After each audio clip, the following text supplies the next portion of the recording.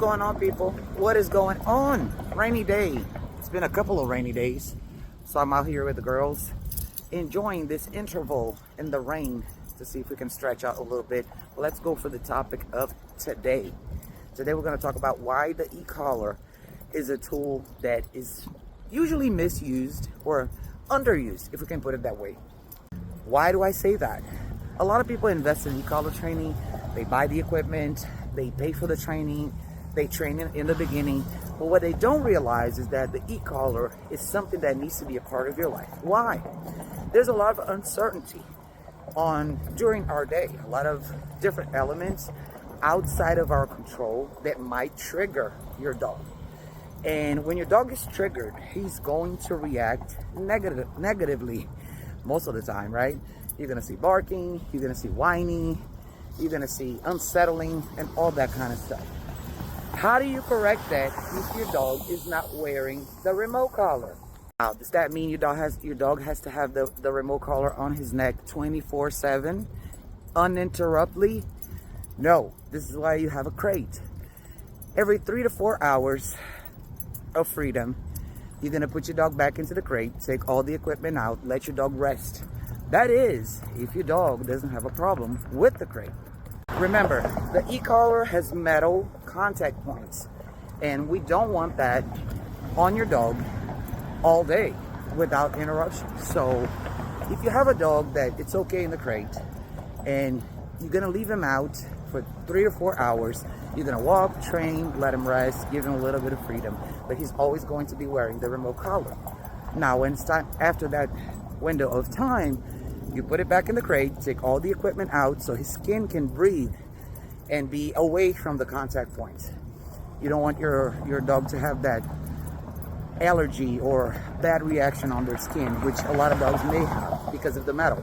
Now, I'm not saying the remote collar hurts your dog. I'm saying because we have metal contact points, they can irritate the dog's skin. And a lot of people make that mistake to leave the collar in the dog all day without giving the dog a chance to relax the skin and to be away from the metal. And that's what I'm proposing here. This is why the crate is so important.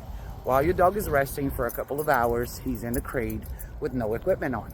After that, take your dog out of the crate, put the e-collar on, and go about your day. Why is it important to have the e-collar on all the time? Because you need to be able to control your dog's reactions, especially inside the house. A lot of people don't take that under consideration. They don't use the e-collar like that. Some people just put the e-collar when they go out on walks, hikes, or to a social setting. But what about in the house? Remember, your dog is going to be in the house 90% of the time, maybe more than that. So how are you going to regulate his behavior? If you can correct it, or if you can signal to them that they're doing something right or wrong.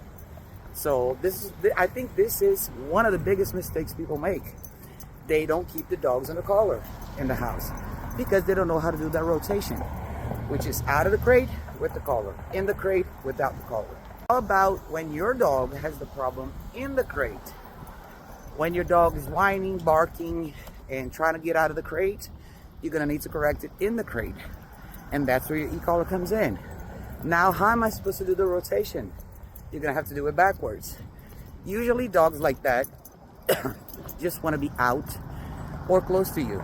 Usually those are not dogs that are going to create that much chaos. But this is just an estimation. Every dog is different. But you're gonna have to rotate it backwards, meaning in the crate he's gonna be on the e-collar.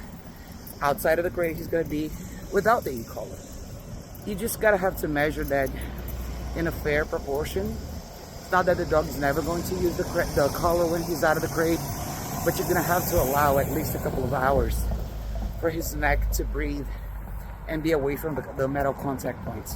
Alternative, if your dog is messy or he's really in the beginning stages of training and having him outside of the crate without the collar might create a big mess, well, then you have to move a step backwards, put a prong and a leash, and keep the dog with you. Kind of like in an umbilical cord. wherever you go, your dog goes. Kind of like walking, but not in movement, meaning you're gonna control your dog in a different way without allowing his neck to be exposed to the contact points of the e-collar all the time. I know it sounds a bit messy and it's not ideal, but it's not every dog. Most dogs are okay in the crate. This is one of the reasons why I say start a crate routine from day one. Dog sleeps in a crate. Dog is in a crate when you're not around. If you start that from scratch, most of the time, you won't have that issue. So when I talk about keeping the dog on an e-collar inside the crate, this is not the majority of dogs. This is actually the opposite. So in summary, what you need to do is understand that the e-collar has to be used throughout the day to help you guide your dog through the unexpected. Sounds, doorbell rings, people on your door, stuff that falls on the ground, noises, whatever. All that, when triggers a bad behavior, you need to be ready to correct. Otherwise, you're never going to see the final product of a very well-behaved dog, even though you're still using the e-collar.